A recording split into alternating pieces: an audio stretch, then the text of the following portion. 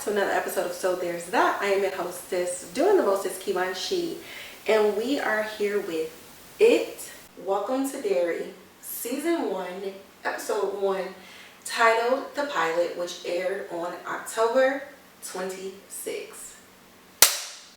So for today's episode, y'all, I have been reading Stephen King for entirely way too long at an age that was way too inappropriate, but he was my number one author for a very long time. He got moved down to number 2, and trust me, depending on what new book I read, it goes back and forth between Stephen King and Dean Koontz, but I just love like the horror world, y'all already know, the supernatural, and just the way that you can just explore so many different themes inside of horror.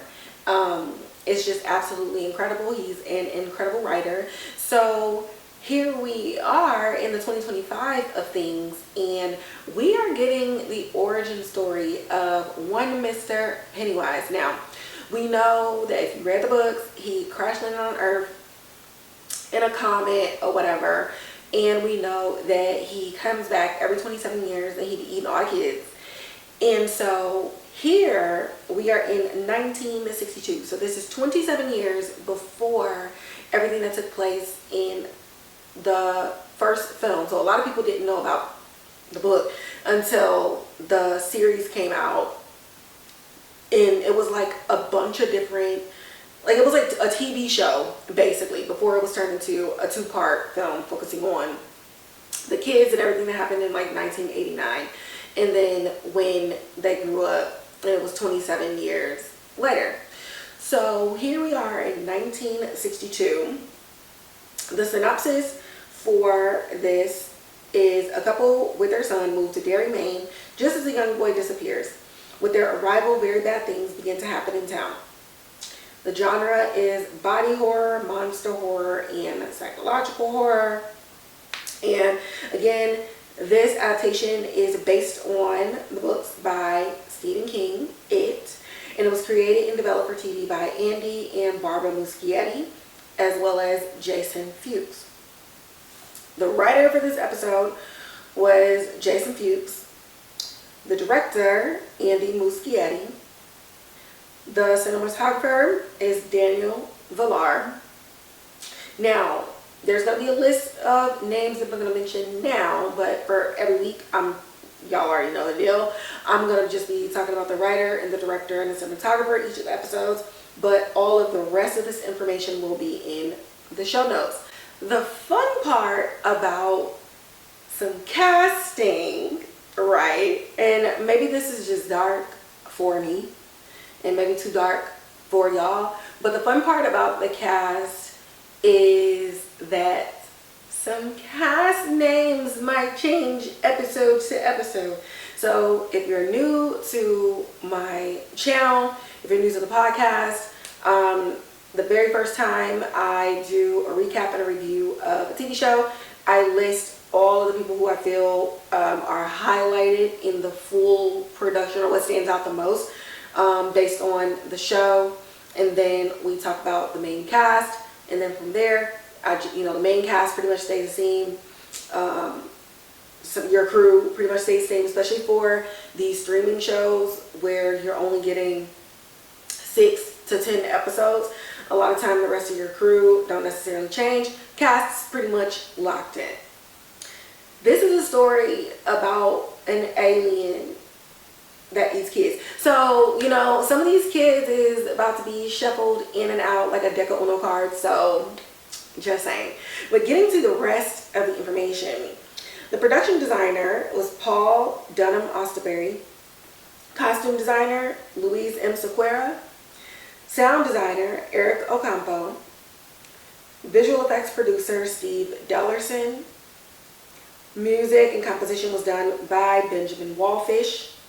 And the cast, so it stars Taylour Paige as Charlotte Hanlon, Jovan Adepo as Major Leroy Hanlon, James Remar as General Shaw, Chris Chalk as Dick Hallorann. If that name sounds familiar, Dick Hallorann was one of the characters in The Shining. So there's a little bit of a connection going on here between two of Stephen King's works. Clara Stack as Lilly Bainbridge. Amanda Christine as Ronnie. Mikkal Karim, why did they do this? Michael Karim Fiedler as Teddy. Autocorrect, y'all. Jack Molloy Legault as Phil. His sister Matilda Legault, who plays his sister in this episode, Susie. Miles Ekhardt as Marty. And of course, Bill Skarsgård as Pennywise. So in this episode, so it's set in 1962 and we have an opening inside of the movie theater, and they are watching the film version of a Broadway play titled The Music Man. And there's this kid at the movies, clearly like 12 years old, and he has this pacifier sitting in a movie theater. So he's watching it and all you hear is trouble, trouble, trouble, trouble, trouble, trouble, trouble. Oh, we got trouble. Yeah, like if you don't know that play, you might know the song. You might know the song and you may not know where it came from. I know the song in the play from Grace and Frankie.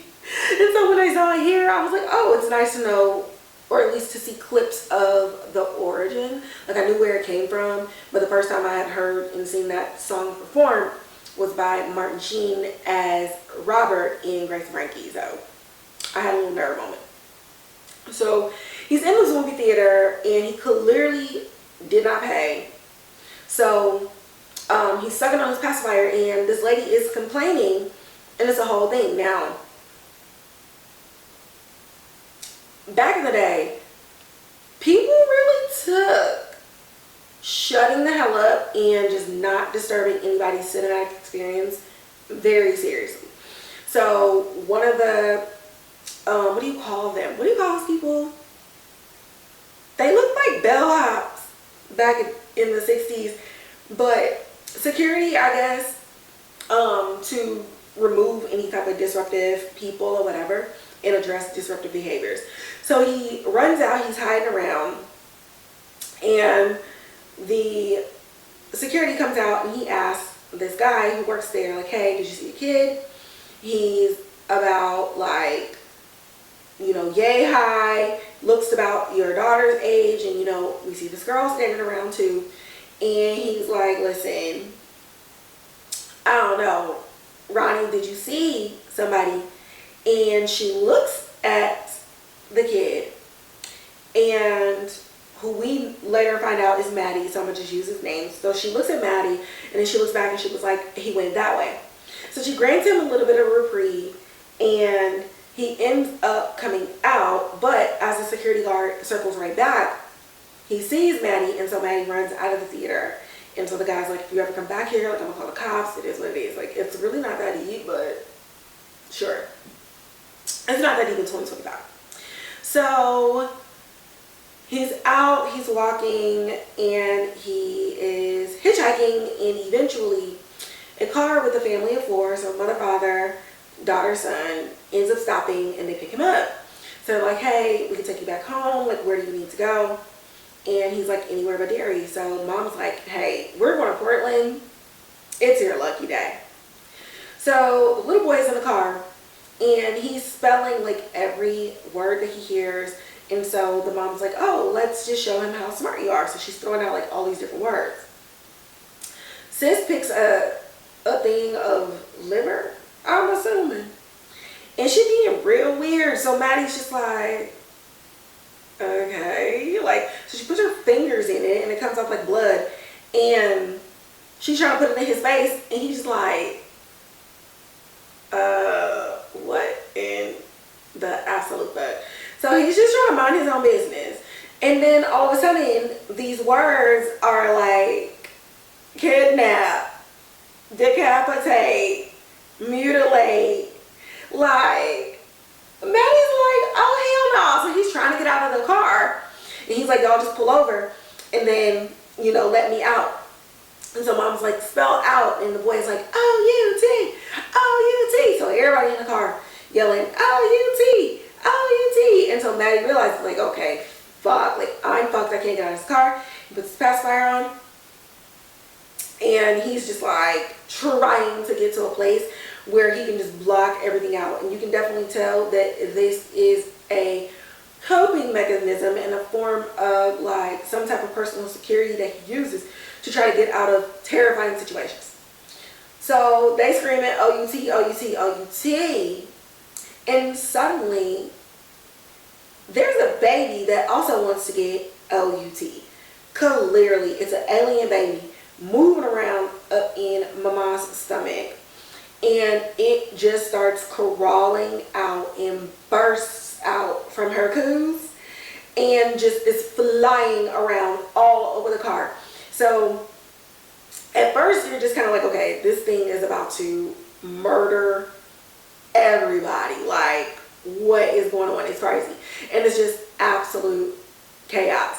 And I don't know if y'all remember Sid's monster toys in Toy Story, but I have named this baby Babyface because that's exactly what it looked like. So Babyface is flying all around the car, and the mom's like giggly, but dad's trying not to crash the car and get everybody killed. And she's yanking the umbilical cord, and all of a sudden she's like, ah! And then everybody stops, including this baby. And Matty's just like hands on his ears. He's like, I don't, oh my God, like, damn. And then the baby goes and attacks Matty, and this beautiful shot of the glass shattering as they're crossing over a bridge and the pacifier flying from the back seat of the car in slow motion, landing in the water, and you follow it underneath of the bridge into the sewage pipes as blood letters come up. It, welcome to Derry. Honestly, an incredible opening. They got right to the murder. They got right to a point. We don't know what the point is, but they got to a point where it's just like, okay, you ate with that. You got my attention. So in episode 1, there are 2 stories going on, y'all. We got the A story, which is about the kids at Derry High. And Derry High consists of grades 6 through 12. So back in the day, they didn't really separate like middle school like that. And even when I was younger, I went to a school that was from, I think, kindergarten to 8th grade, and then it was high school. But certain structures would just set up like elementary and then high. It was just split based on the state, whatever. And then you got the B story, which is about Major Hanlon, who is a pilot in the Air Force, who is coming back from Korea and is now stationed at Derry Air Force Base. This is a fake Air Force Base. It's not real. There's no Air Force Base in Maine. So those are kind of the 2 things going on. However, in this episode, most of the story is about the kids. It's about the A story. Again, if you're new to this channel, how we're going to break this down, we're going to talk about one of the storylines, and then we're going to talk about the next storyline. So let's get into this first segment titled As Seen on TV, where we're going to go through a detailed recap of everything that happened in the episode. So starting with the A story with the kids. So it's been 4 months since Matty's disappearance, and you really get the sense that this was somebody who was a loner, this is somebody who was bullied, and you find out through Teddy as he's talking to Phil and they're at his house, and it just kind of comes up like, it's been 4 months to the day that Matty went missing. So Phil's like, bro, I don't even know why you're worried about that. We didn't really know this dude. And Teddy's like, bro, you don't feel just a little bit bad? Like, we were supposed to be meeting with him, and we let him down and now he's been gone. It feels like, bro, he's dead, let it go, kids die. And Teddy's like, what the fuck is wrong with you, dude? Like, we could have at least done more. And it's in this conversation that we find out that Maddie's mom, like, paid a bunch of kids with candy, bribed them basically to go to Maddie's birthday party because he didn't have any friends. And so while Teddy's like, okay, sure, we wasn't the best of buds, we could have done more because we could clearly see like his life was much different than ours. And if we would have just been there for him, would he still be missing? So Phil is feeling a little bit guilty, but he's standing strong on, like, we don't know this kid, so move on. And so then we meet Lilly, and Lilly is having a similar experience, although her guilt may be a little bit stronger than everybody else's, because we find out through her in a flashback that for New Year's Eve, they spent time together at like this hideout area inside of like a light tower or like a watchtower. And she confides in him about the death of her father. So her father worked at a pickle jar plant, and she had this, I think she said it was a mood ring, something just cheap that she left inside of his work. So he went back to go get it, but another station that wasn't his got jammed up. And he thought he cut the electricity before he went in to see what the jam was, but the electricity was not cut, and it ended up being a very gruesome murder. So she's internalized this is her fault, and the one person who really gave her an opportunity to talk about her feelings and kind of like what that trauma is for her is Matty on this night. And it was during this time where Maddie's thinking like, okay, we're connecting, I'm here with this pretty girl, maybe that means that she likes me. And so he makes a move, and she's like, what are you doing? So instantly Maddie's like shut down. He's like, I'm gonna go home. And she's like, Matty, like, it's not like that, like, we're friends. And I don't mean no like, ew, you're gross, I just mean no, like, you the homie, you're bro, like, I don't want to mess this up. But he takes that and he internalizes that, and he's like, you know, Happy New Year, you know, have a good night. So she sees him on New Year's Eve, they see him at his birthday, and he is last seen at the movie theater on January 4th. So it's very clear that within a week span, a week or 2 weeks, at least 3 kids from his school has seen him, and at least 1 child from the movie theater has seen him. But since his last sighting at the theater, nobody has seen him since. So we get to a scene where Lilly, it's the anniversary of her father's death, and she don't want to go. She ain't been to his grave. I get it. I understand. Like, even when parents get divorced, kids be like, oh my God, it was my fault.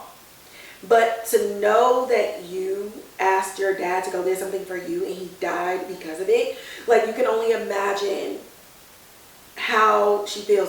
It really reminds me of like This Is Us, when the father died from a heart attack due to smoke inhalation because the daughter asked him to go back inside and get, I think, the cat or something like that. And she ended up internalizing it for decades, like well into adulthood. So, you know, it's at this point where there's really nobody able to give her any comfort, and the only person that provided her comfort just by listening and allowing her to get her feelings out was Matty, and Matty is no longer here. So she's reminiscing about this conversation and just feeling really alone when Matty calls from the drain pipes in the tub. So she's like, Matty? Bro, if you can hear me, knock on the pipes twice. So he's like, you know, I need, you know, help me and stuff like that. And, you know, it's the voices start getting all weird, and then you start hearing the song, you know, Trouble, and then the voices gets distorted, and then like a weird finger pops up out of the drain pipes. So it's this whole situation. And so she goes to her friend the next day, Margie, and she's like, bro, I think Matty is alive. I clearly heard his voice coming from my tub. I know it don't make no sense, but I know that that's his voice. So Margie's like, girl, why do you even care about him? We didn't even know him. So Margie is Lil's bestie, and I say that with a question mark because Margie's not trying to hear this shit. She pulls her off to the side and she's like, girl, you're about to ruin this for me. Like, I'm trying to get in with the patty cakes and you over here talking about some crazy nonsense. And that's when Lilly really looks at her and she's just like, you don't care about me going crazy because of this. You just care about your reputation and what you look like. So Margie's really not presenting herself to be a good friend here, okay? She's trying to solidify herself with the popular crowd.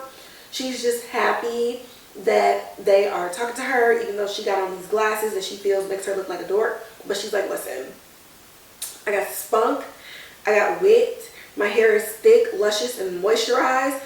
I'm gonna get in with the in crowd, and if you want to too, you're gonna stop this nonsense. Otherwise, keep this nonsense away from me.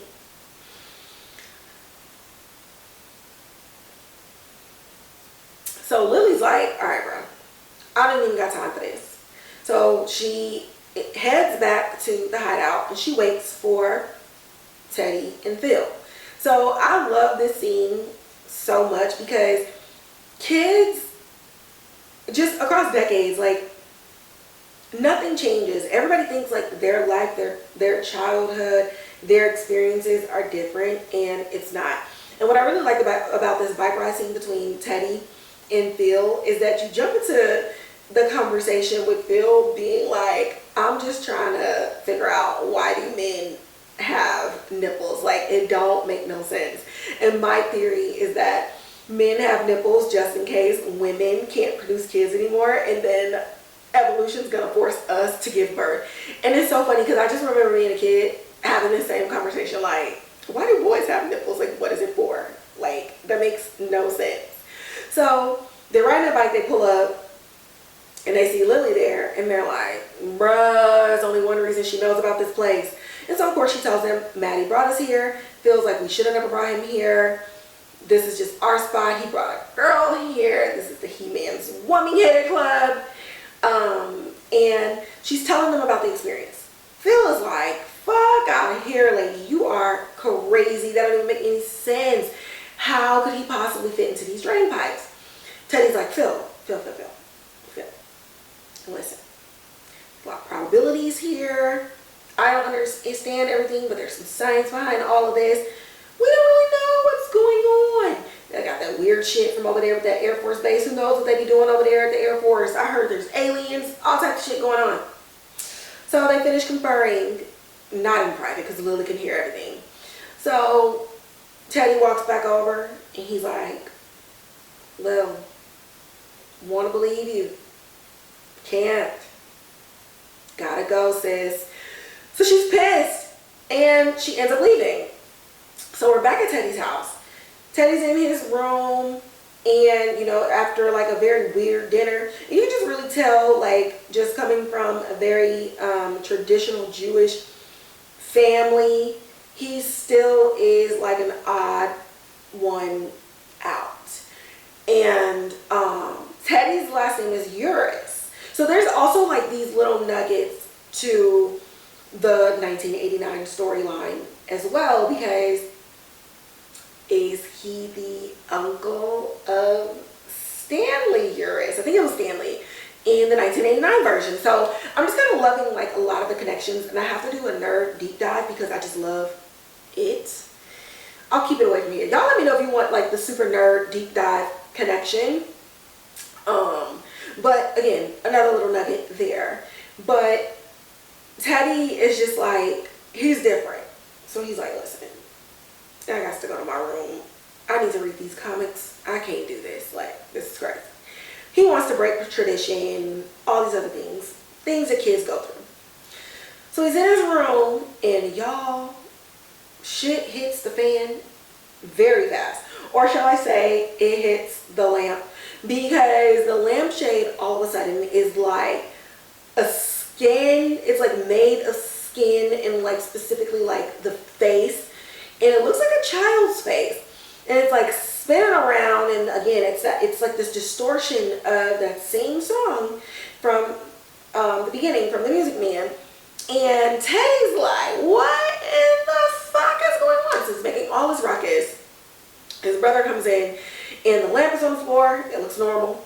Teddy is looking ashen, y'all. Like, my man is like, his soul left his body for a little bit. And his brother's like, bruh, even in this weird ass family, how do you manage to make yourself even weirder, dude? So, next scene, Lil, Phil, they all back together at the hideout. Teddy was like, listen, girl, I know I called you a liar. Bitch, I was just playing, because something crazy is going on. Like, what's the probability of both of us kind of experiencing similar things? And Phil's like, listen, girl, I thought you was crazy as fuck, and honestly, I still think you're crazy, but this is the most practical, scientific number person I know in my life, so I know he's not lying about this. So, like, what's up, what you need? So they go down to the library, you know, kids, things that, you know, we used to do. We used to go to the library, we used to look up things in like a database, do it by hand, and like physically search for these things. And even crazier, in 1962, they even had archives of newspaper clippings where, you know, you have to wind it up, and that's how you turn the page. So just for historical purposes, for the rest of us who were born in the 1900s, this is how we looked up things. So they're there. Phil is there with his sister Susie because he's on babysitting duty. And if you're a latchkey kid, I think the last group of latchkey kids was born in like maybe 2003. I don't know anybody born after 2003 that lived the way we did, baby. You had a key around your neck. You came home because your parents was not there, and you basically survived by yourself for a few hours until your parents came home. And if you were the oldest, you were the mama or the daddy when you got home. So they're there, they're looking up the case, they're reading a little bit more information because they're like, okay, what is really going on? We haven't heard anything from the cops. Cops ain't gonna talk to us. We just some puny little kids. So they see in the newspaper that there was an unnamed girl who last saw Matty, and she worked at the movie. She was at the movie theater. So they go and they find this girl's house, because you could look that stuff up in the yellow pages, white pages. I forget which one was for businesses and which one was for personal, but I think the yellow pages was for personal. So they go to her house. Ronnie comes downstairs. She was like, what y'all want? And they're like, we here to figure out what's going on with Matty. The newspaper said that you were the last person to see them. She was like, and you come into my house? Are you crazy? Do you know what we went through? She was like, the police has spent months trying to pin this on my daddy, when it was the damn security man who was really the last person to see him, because he chased him out of the movie theater. So we've been dealing with this town and dealing with these accusations. You think I want to listen to this now? Get off my porch. So they're like, all right, bro, this is a dead end. So they're talking to each other, and they're just like, okay, we need to figure out like what this song is and like what this song means. And so she stops on the steps. She was like, what you say? And they were like, well, two of us experienced this song in hearing Matty's voice. And she's like, what's the name of the song, bruh? And so they're like all firing on the same cylinder, and they're like, wait a minute, you been hearing it too? And she's like, listen, I don't know anything about a song per se, but I've been hearing weird things since he left. I've been hearing distorted voices and stuff like that. But when we're talking about a song, and the last time that boy was seen alive, I know exactly what song you're potentially talking about. So they head down to the movie theater at night, no parents, because latchkey kids, and they are sitting in the movie theater, and she's putting in the film reel. So boom, the Music Man's playing right here at the scene. They're all watching it. So Ronnie is in the box, and you have Phil, Lil, Teddy, and Susie sitting dead center in the movie theater. When I think Phil or Teddy notices Matty inside of the movie, holding what appears to be a baby wrapped in a yellow blanket. And I love this yellow blanket in this because it reminds me of Georgie's yellow rain gear. So I don't know if that was the case, but that's what it reminds me of. And they're like, Matty, come on. So Matty's looking in the theater and he's like, Teddy, Lilly, Phil, that's y'all? And they're like, yes, like, come on, like, we about to get you out, bro. Like, oh my God, I cannot believe that this was this easy. Until Matty's like, you can't get me out. He won't let me. And more importantly, you're the reason I'm here. And so they're like, I beg your pardon. And they're like, you lied to me. You weren't my friend. You abandoned me. You are just the worst. And you know what? I think y'all should die for it. All of a sudden, all hell breaks loose. And Babyface is flying from the screen. And so it takes them a minute to be like, okay, this is not 3D, this is real. So this hellion is flying around and they're screaming and they're running and they're trying to go. Lillian is having a full-blown panic attack and she's kind of frozen in place. This kind of helps her though because the baby is going after anything that moves. So Ronnie, she is trying to get down to them, but there's some weird shit happening up there too and she gets locked into the room. So they're down there, they're screaming, and this baby is ripping them to pieces. I think Teddy was the first one to go and he's ripped in half in front of everybody. So we try to leave.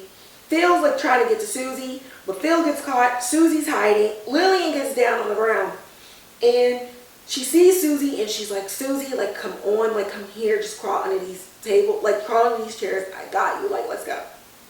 And right when Susie reaches for Lillian's hand, Susie gets snatched up. So Ronnie finds a hammer and she's able to break the glass and get out, and she runs down into the theater.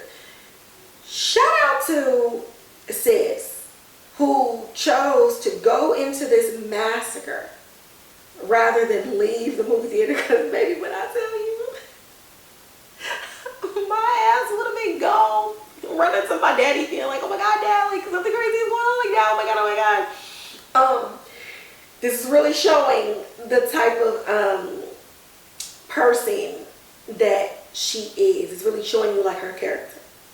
So she goes in there and she is like, oh my fucking God, like this is crazy. When Lillian comes out, so she sees her, she's like, oh my God, like, you know, come on, let's go. Lily got blood everywhere. I mean, all over her. It is crazy up in there. So they get out. Ronnie uses the hammer to like shut the door so that the baby can't burst through.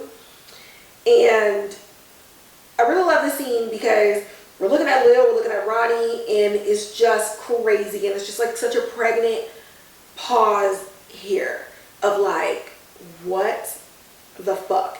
And really a lot of like, nobody's going to believe this.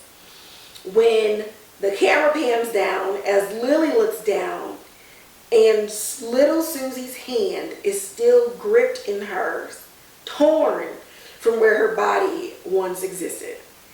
And we end with the birth of our newest scream queen, Lily, finally breaking from the fucking insanity of it all.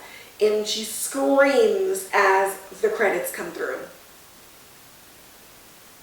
Insane. Let's get to the B story in this segment. So, like I said, Major Hanlon is back from the Korean War, and he is back because of an injury. And he comes back. He's meeting the people at the base. He's there with his captain, his right-hand man, Paulie. And it seems like they've been friends for a really long time. You can just tell like they just have a brotherhood and a type of bond that goes beyond just the war. But honestly, the type of bonds that you make in the military, just with the people, is incredible. So they could have met during like OTS and bonded through there, which is a lot of times that is what they do. But I just love their bond. I love, like, you can see it instantly in the way that they just like banter and stuff with each other. And you could just tell, like, Paulie rides for Hanlon. So they all come in, everybody saluting, and Sergeant Masters is like, so Major Hanlon's like, is there a problem? You got issues with respecting your superior officers? And he's like, hey, bruh, I'll salute you next time. And now, did he use those words? No. Was it the 1962 equivalent? Absolutely. So General Shaw was like, holla, holla, holla, holla, holla. Sergeant Masters, do we got a motherfucking problem? And Masters like stumbling. I said, do we have a problem? So Sergeant Master turns to Major Hanlon, salutes him. Hanlon makes him stand there for a little bit and gives him a head nod so he can drop his salute. And, you know, they go on about their business. Now, the camera is panning on one senior airman, and we know that it's Chris Chalk's character. Oh my God, what is his name? Hallorann. So we're just going to call him Hallorann because they're in the military, just go by the last names.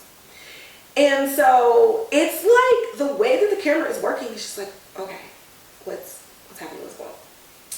Anywho, they all get out and they leave, and Hanlon meets General Shaw in his office, and General Shaw's like, hey, you one of the best pilots that we got, and we got this new B-52 that we want you to fly.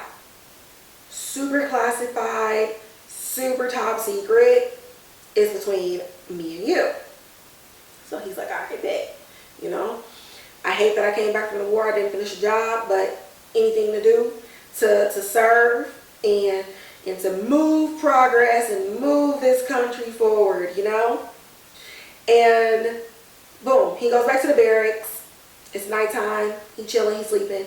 When 3 motherfuckers in like some scuba gear come in and they're jumping him. And they're like, hey, bruh, give me this information on this B-52 or you dead.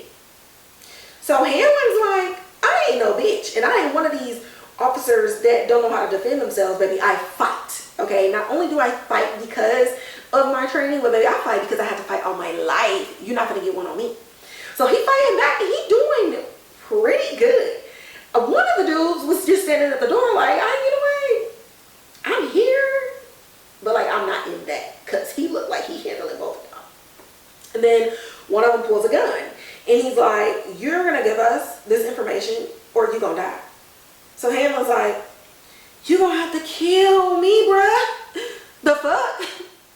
And boom, he's trying to get the upper hand. He's got some pretty good licks in order to be getting jumped by some people that's about his same size or taller at least. And Hanlon ain't no little dude. So he's doing pretty good. And Paulie's like, bro, like banging on the door, like, what's going on? What's going on? What's going on? So you could just hear a ruckus. And I love Paulie because y'all ever watch true crime? And you got that person being like, the cop be like, yeah, the neighbors heard some ruckus going on next door, but they woke up and listened for a little bit and they went back to sleep. And they were just like, oh, not my business.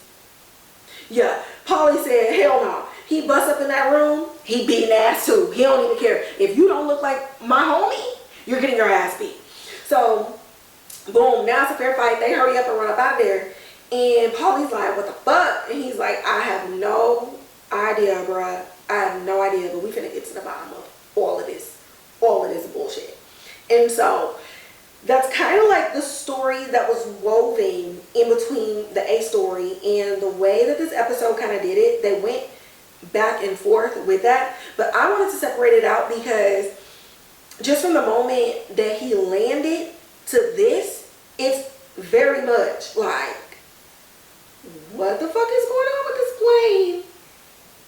why is my man getting death threats because of it? So, there's that. Okay? It's season 1, episode 1. We're moving into our segment titled Behind the Lens, where we're going to talk about some strengths of this episode, some weaknesses of this episode, and we're going to get into some nerd things about the direction, the cinematography, some of the production design, sound, all of the things, right? As a filmmaker, this is stuff that I love. I like to analyze, character analysis, story analysis, all these other things outside of just the basic surface level of like, oh, I really like this episode, oh, I didn't like this episode type of situation. So let's get to the strengths. First of all, they got to the business. It was 50-something minutes of absolute chaos from beginning to end. Again, I love when we do adaptations or we do stories that have existed for decades and we don't insult the audience's intelligence. A lot of people watch stuff and they're just like, especially like a younger generation, well, I don't even know where this came from, or where is this and why is that, and something like that. And I saw a comment too on Instagram where somebody was like, well, where did it even come from? And somebody said, go read the book. It's very clear that he crash landed on Earth. And it's like, for me and for a lot of people, research is like half the fun in consuming something, right? But when you're doing an adaptation, especially an adaptation that is a prequel to the source material that already exists, I'm gonna need y'all to go reference the source material. Like, we're not about to remake it. It already exists. It exists in books. It exists in the 1990s film collection. It exists in the 2017 and the 2019 film version as well. It's out there. Google is free. Go look for it. So I love that the Muschiettis were just like, no, we don't need to retell that story. We're telling the story that happened 27 years prior. And one of the things that's also a strength in this that's not really brought up yet, but if you know the story of it, if you know the book, okay, in the book, it's Michael's, I think Michael was the black son. It's his parents who talked about the fire at the juke joint, the all-black juke joint, 27 years ago, and who's been keeping historical data on all of this weird shit. So in the books, it's through Michael in the history that his parents had and their education and this, the father's research into this thing, that gives them the knowledge about what this clown is in the first place. So here we are in 1962. Pretty sure we're also going to visit this because in the books, that's where we were, and we talk about the history and we talk about the comet and stuff like that. And so knowing that the prequel series, they are slated for 3, they're ready for 3 seasons. Are they slated? They got to get money. But they're ready for 3 seasons, each season going back another 27 years. And so because of that, they don't have to re-explain anything else that's going on. Read the books, okay? The next thing is they didn't shy away from what makes Pennywise scary. And what I mean by that is Pennywise eats kids. The finale of this episode, 4, Teddy, Phil, Susie, 3 of these kids got murdered. Now, this is fiction. I don't believe in harm against children in real life. Let me just say that before somebody be like, oh my God, you're condoning blah, blah, blah. Like, this is fake. Let's not blur the lines of acting in real life.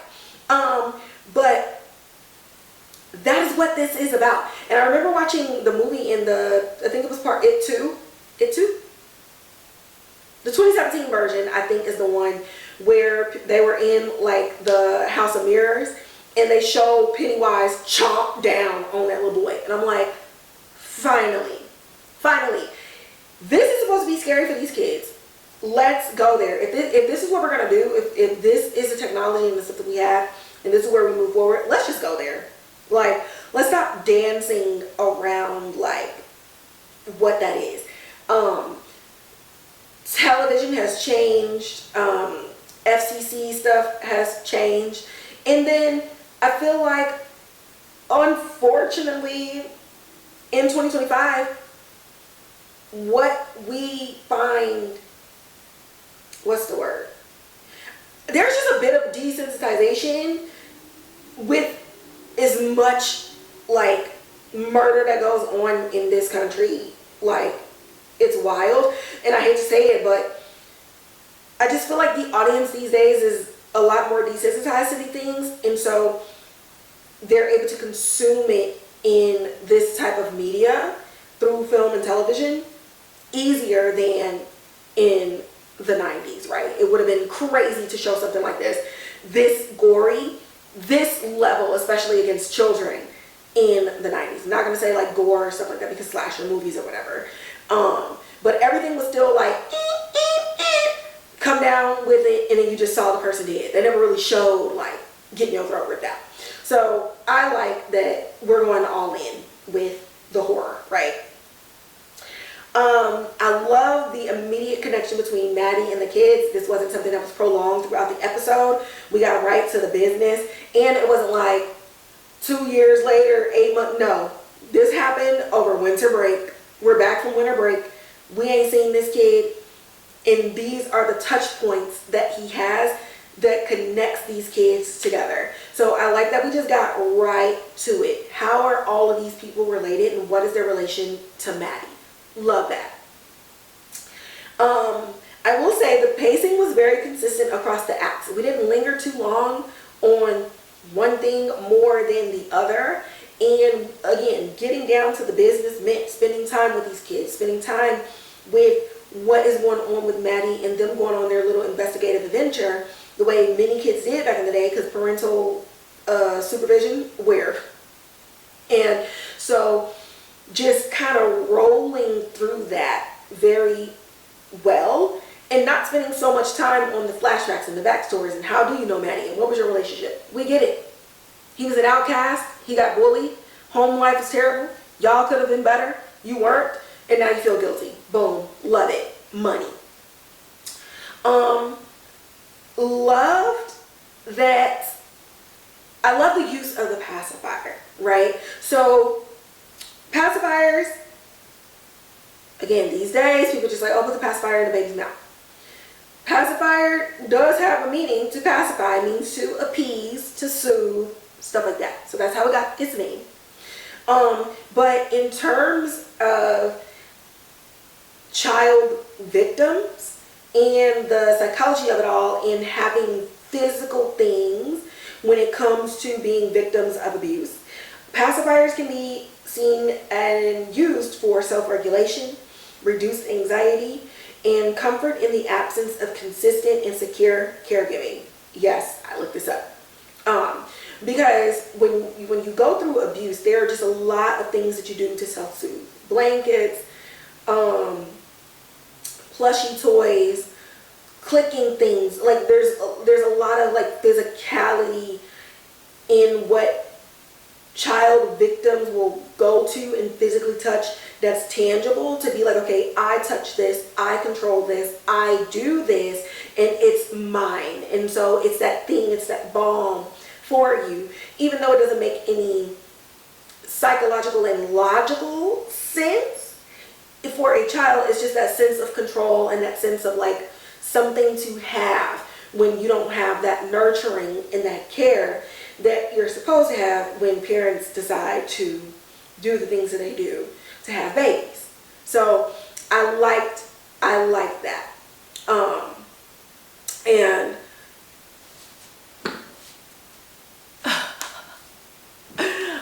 this camera is like way far, and I do not have my glasses on, as y'all can see. So I'm like, oh my god, did this stop recording? But don't mind me. Anyways, so I love that. And so when you see like the beginning of it, the symbolic nature of the pacifier flying out of the window, it goes beyond, why does this 11-year-old boy got a pacifier on? What the fuck? It goes beyond that. Because that's what people would think. Why he got a pacifier? Oh, that's crazy, da da da. But there's a psychology to that. And this boy is clearly coming from in a neglectful and abused household. And so one must think he has this secure attachment to the object and not his parent, because maybe when he was a baby, when they didn't want to deal with him and whenever he was crying for their attention, for their love, they just gave him a pacifier. And so he's like, okay, well, the pacifier is my comfort, because obviously it's not my fucking parents. So I love that. And then honestly, it was just eerie from beginning to end.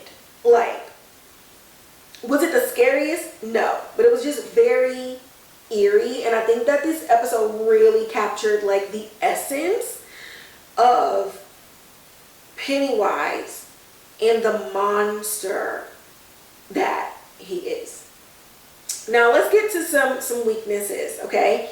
Most of my weaknesses ain't got nothing to do with this story. It's just a pet peeve of mine.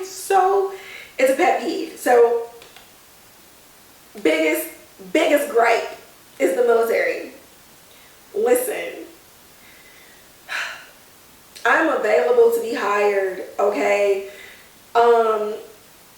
Basic drill movements, rank recognition, things of that nature, because what?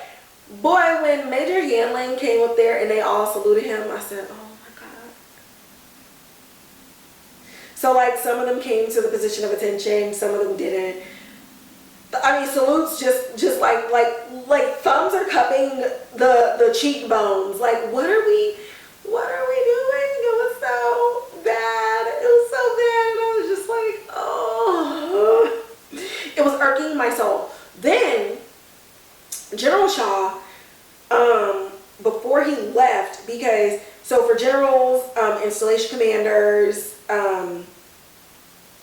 so installation commanders for sure, generals and stuff like that, they usually have a team that consists of at least like one airman, one NCO, a senior NCO, stuff like that. It's like a whole team.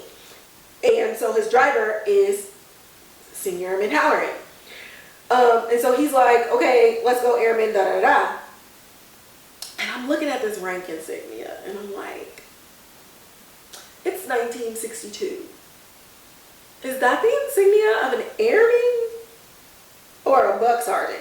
Because in the Air Force, there was an E4 that had 3 stripes, but only one was considered a sergeant and one was considered an airman, and it was based on the star and in the middle of the insignia that basically let you know visibly, like if this was a senior airman or if this was a buck sergeant, even though their rank insignia was the same, a chevron, 3 stripes.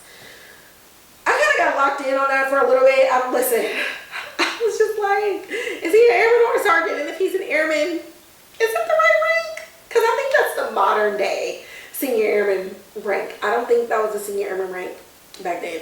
But I couldn't find no pictures that was like super clear on that. It just gave me explanations about like the buck sergeant had like the 3 stars at the top. And then I would see pictures that had like a silver star and then the same stripes without the star, and I'm just like, okay, I had to let it go.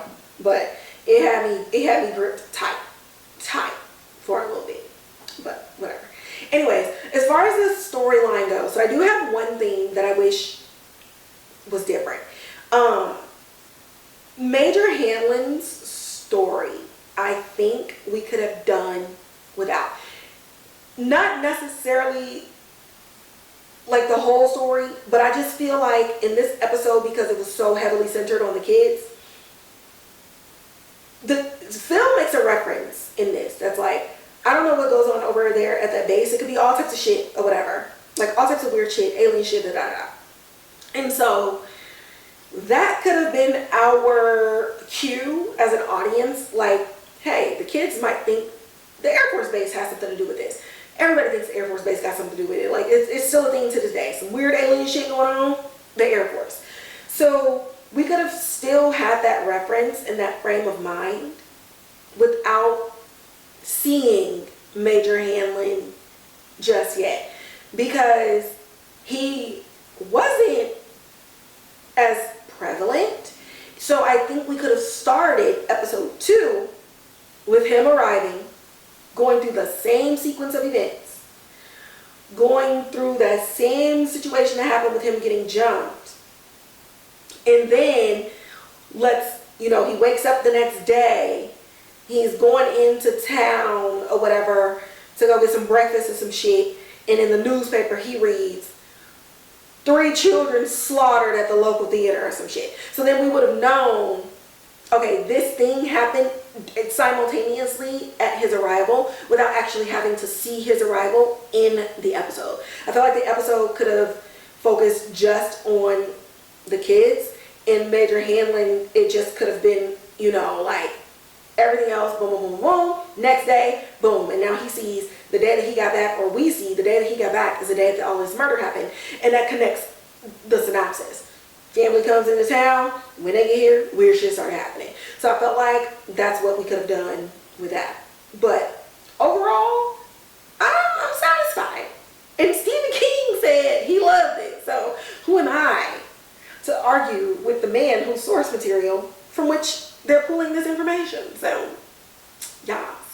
And then as far as like the direction, cinematography, everything else, the framing and the use of like some type of digital and like 3D effects to kind of tell this story and blend it in with everything, absolutely exquisite. And the 2 scenes specifically is, again, that opening sequence when the pacifier flies out and when the baby face comes out of the screen. Like the way that they shot that, it really made you, the audience, feel like you were sitting in a 3D movie and like something was reaching out at you. I really loved all of that. I think like the color grading was like right on the money. It gave you that 1962 feel. But it was dark enough, not a traditional HBO too fucking dark where you gotta turn all your brightness up on TV. It was dark enough in those dark moments where you could see that red shining on them in the theater, and the red in the seats, and the blood and everything else. Like nighttime wasn't like super nighttime. And one thing that I noticed, like when people use when we film like in older times, sometimes we can get a little bit too much with like the sepia, and then sometimes we can get a little bit too much with blue lighting. And so whoever color graded this, thank you, because I'm tired of turning my TV up specifically when I watch HBO. Like HBO is known for this. Pretty sure we watched 7 seasons of Game of Thrones in the dark. So just saying. So using digital and practical effects, plus the use of the LED soundstage, really brought all of this together. Like a horror movie is nothing without your sound designer. Nothing. And I've been putting like my wife on and my friends and stuff on, and I'm just like, when y'all watch movies, horror, anything like that, and you're getting to a part and it's making you feel things, whether it's like to cry, you're scared, you're angry or whatever, I was like, just step away from the scene and just listen to the sounds that are coming from the TV. Like, you are feeling this way not because of what you see, but because of what you hear. Because when you're filming these things, especially horror, filming horror is like it's kind of a fun time on set. Most of the films that I've done are horror films, but it's kind of a fun time.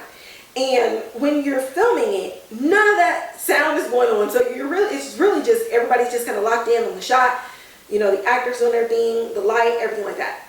The sound designer comes in at the end and is making the crunchy noise, the chewy noise, the sound of the text messages, the whoosh, and like that undercurrent of a music or a chord that's drawing you into the scene.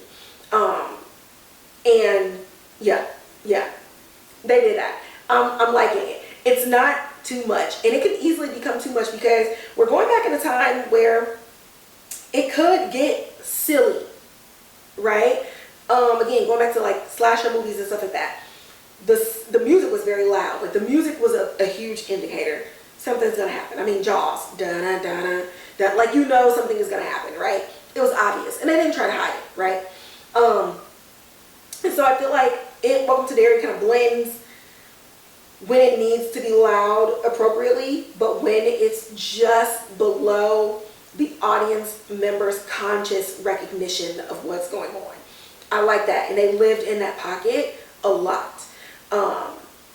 So yeah, I'm a nerd for sound design, y'all. It's crazy.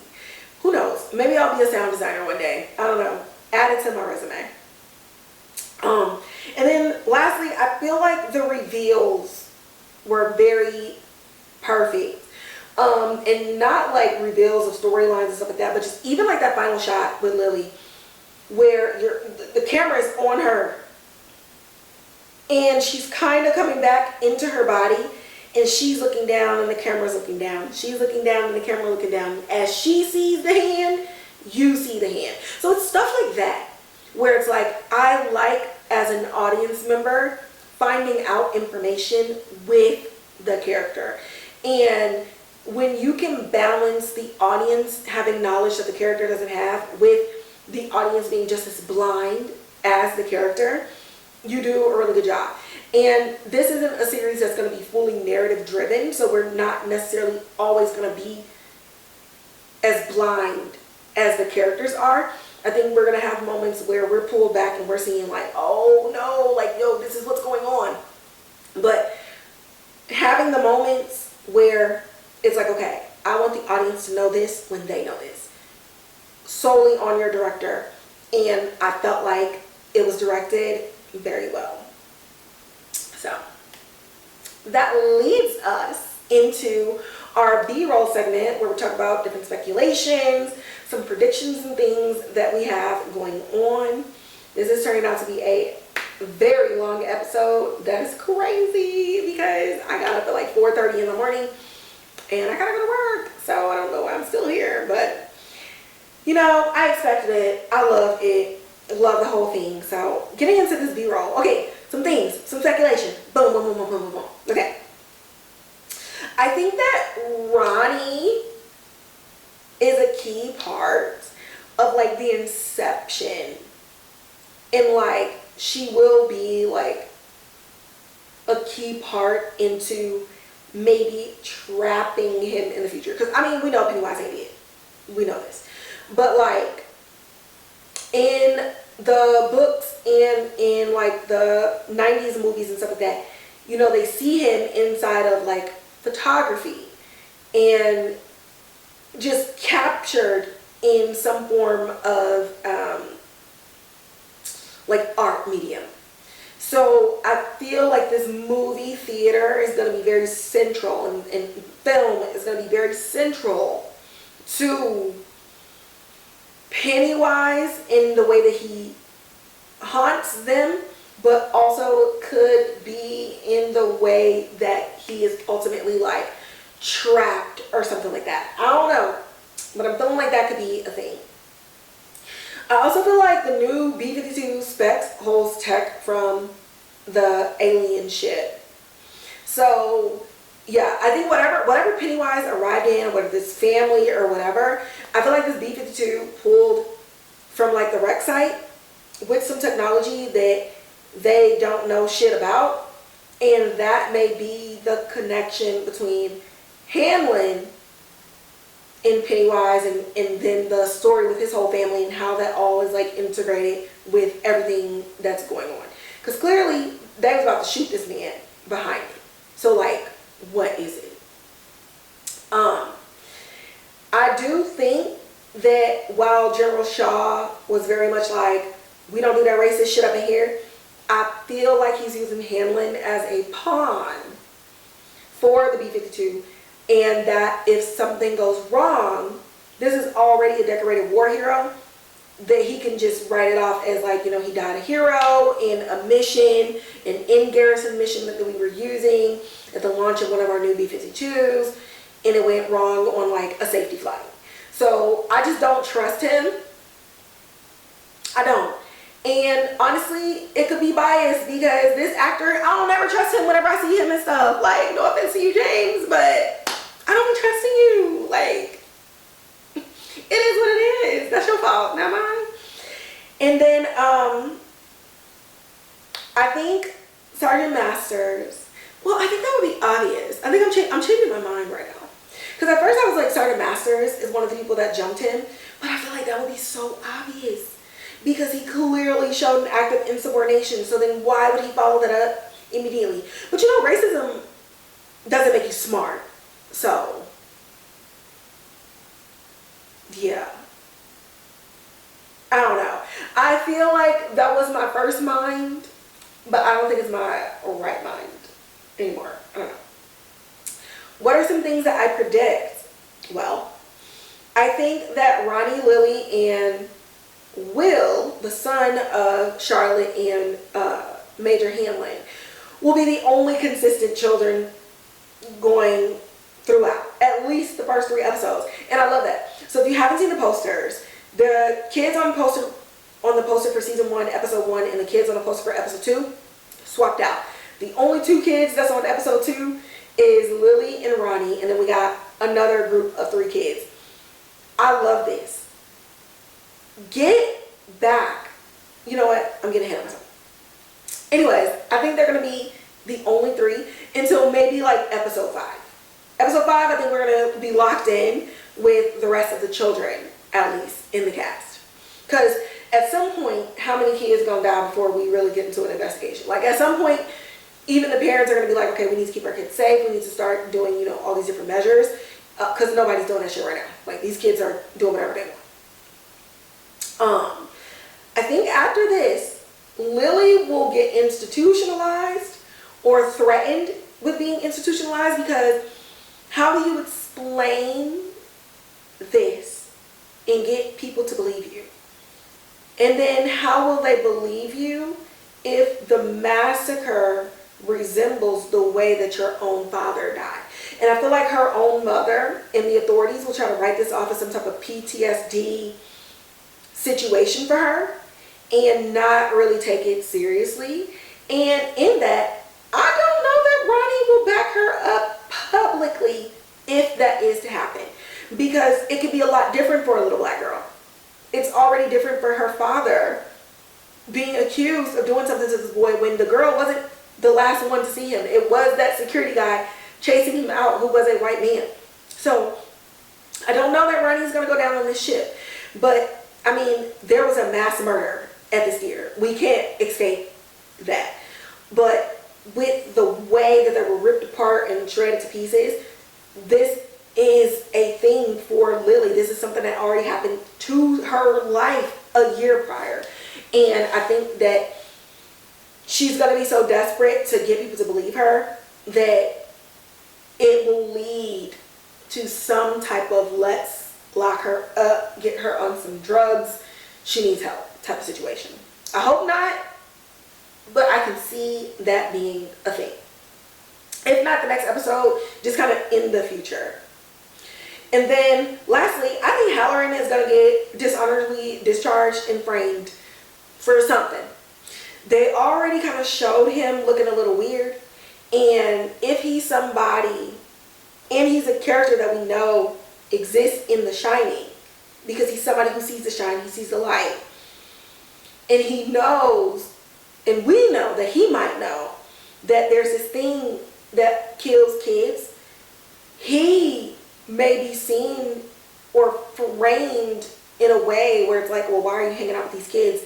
Why are you trying to, be around all these kids? Because I feel like he might protect them. He may be the only one who can protect them, but I feel like it may be taken out of context.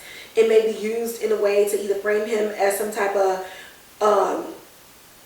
child killer, some type of pedophile, or something that the police can use to try to speed up an arrest, to try to explain why these kids died. I don't know. But that is what I'm seeing. Y'all tell me what you think. So now we're gonna get into our hot reels segment, where we talk about different hot takes, whether it's hot takes that I have, hot takes that y'all have, or hot takes that I feel like shouldn't even be a thing. So we're just gonna jump right into it because I only have two. The first one, this conversation surrounding who's the better Pennywise as far as like Tim Curry versus Bill Skarsgård. For the love of God, stop comparing. Like, Tim Curry's Pennywise, iconic. Won't be another. Why won't there be another? Because Tim Curry is Tim Curry. Bill Skarsgård is not trying to be Tim Curry. And the reimagining version of Pennywise is so far removed from his version that I don't even understand this comparison. A lot of people are like, oh, well, it was the elusiveness and, you know, and just, we didn't really know. It was just really scary, and he just looked closer to a regular clown, and so that made it scary because kids would want to go to him and all this other stuff.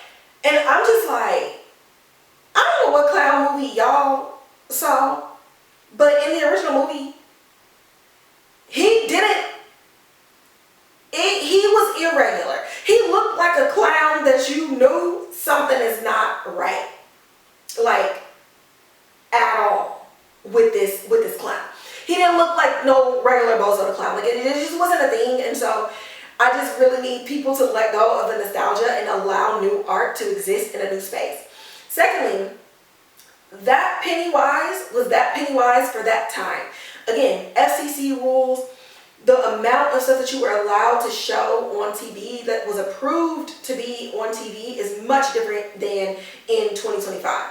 And I feel like a lot of people who are making this statement and making this comparison are people who didn't read the books. The Pennywise in the book, Bill Skarsgård's Pennywise, is a lot closer to what is described in this book. This thing is a monster. It is a monster. It is deadly. The types of crimes against children in this book is absolutely insane. And it's not coming from some cute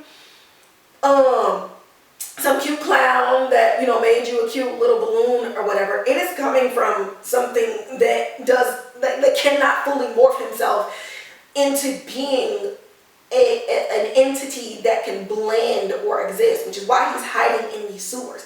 This is not somebody that you can just come up and just be on the streets and be like, whatever. Like, no. He's an alien.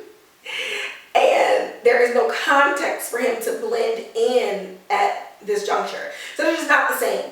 And then I talked about this earlier, but the desensitization, like, there has to be an upgrade to Pennywise because we're getting into an upgrade of the amount of violence that we are showing in 2025. Even in 2017 and 2019 with the remakes of It 1 and 2, which were closer to book accurate, and most of the things, not all.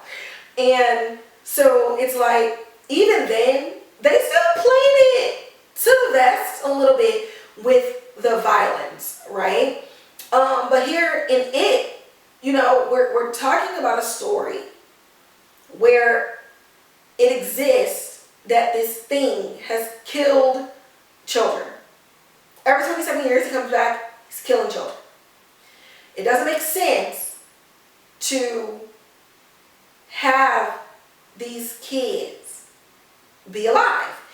Therefore, with our new Pennywise, we're going to make him scarier. We're going to make his teeth sharper. We're going to make him something that is obviously dangerous and monstrous in order to sell the overall story. So stop comparing. Enjoy Tim Curry. Enjoy Bill Skarsgård. Enjoy the book. And who knows, when we're all gone, somebody's going to do it again. And it's gonna be somebody else. Like, art does not exist in a vacuum. It is allowed to be interpreted by other people. Okay? Okay. Next, moving into the storyline, as I just kind of alluded to, bring back killing people that the audience loves. Audience members love assuming who is the main cast, the main character, and stuff like that. You don't know who's number one on the call sheet. You don't have the script. And so I saw a lot of people being like, oh my God, like I really love those kids. Like, oh my God. And I'm just like, you just met these kids. Like, what? Like, which speaks to the writing, right? The audience members instantly felt connected and a rapport to who these kids were just for the story to snatch them away from us. So some examples of shows that I think did this very well: The Walking Dead, American Horror Story, Castle Rock, which in season 2, Bill Skarsgård is a guest star in there, Alice in Borderland, Squid Game, and From. If we're gonna have a show where we are discussing murder and we're talking about these towns and these locations and these people die and all these other things, people have to die. So if we're talking about a alien clown killing kids, guess what? The kids gotta go. So I'm really hoping that we continue to do this and get more stories written like this. Not just for the story of it all, but the performers. You can get multiple performers this way. So many kids are about to get cycled. So many kids are about to get cycled through it. Welcome to Derry, just off the strength of the storyline alone. So those are my hot reels with some of your hot takes, and those are my thoughts. That is going to wrap up this episode of It. Welcome to Derry, Season 1, Episode 1, the pilot episode. I would love to know what y'all think, and in order for me to do that, I need y'all to like, share, subscribe, hit that notification bell, and then leave those comments in the comments box below. If you got people that only want to listen to the podcast, make sure you share that Spotify and the Apple Podcast link. You can also find me on Instagram at So There's That Podcast, where I talk about different film and TV news and updates. I also post article links on there as well, and you can get that article link in my bio. You can also find me on TikTok, where I do short form reviews and episodic recaps of shows that I do not talk about on the podcast. And you can find me over on Twitter at Kevonshi, which is my main Twitter page, where I'm talking about everything from movies to film to music. But recently, the podcast just also created a Twitter page as well. And you can find me there at Pod So There's That. And with that, I'm going to wrap up this episode. And if you're here specifically for it, I will see you every Friday going into the new releases on Sundays, so that we can spend our weekend chatting, speculating, coming up with predictions before we all sit together in front of the TV and allow Jason Fuchs and the Muschiettis and Pennywise to scare the absolute living out of us. And with that, I'm going to catch y'all in the next one.